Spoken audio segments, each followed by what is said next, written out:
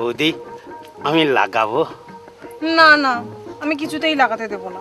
আরে অসুবিধা কোথায় আর সমস্যা কোথায়? কোথায় অসুবিধা কোথায় সমস্যা সেটা আমি বুঝবো, তোমাকে বুঝতে হবে না।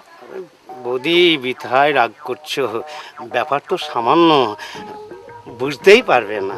সামান্যই হোক আর অসামান্যই হোক, হবে না মানে হবে না। আরে দরকার হয় টাকা পয়সা দেব। টাকা দাও আর পয়সা দাও, আমি লাগাতে দেব না। আরে এত চিৎকার করছে কেন? আরে লাগবে তো সামান্য, বুঝতেই পারবেন না।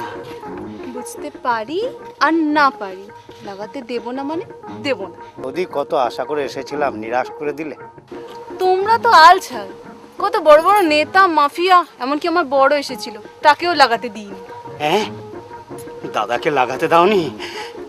কেন দাওনি বৌদি? দাদার গন্ডগোলটা কি? মুখ পোড়া আমার বাড়ির দেওয়ালে মদের বিজ্ঞাপন লাগাবে বলে তৈরি ছিল, তাই আমি লাগাতে দিইনি। আরে আমরা মদের বিজ্ঞাপন দেব না, আমরা লালিপপ কোম্পানির হাতুড়ি মার্কা জাঙ্গিয়ার বিজ্ঞাপন দেব। জাঙ্গিয়ার বিজ্ঞাপন দাও আর ইয়ের বিজ্ঞাপন দাও, লাগানো হবে না, আসতে পারো। বৌদি একদম লাগাতে দেবে না? লাগাতে দিতে পারি, তবে একটা শর্ত।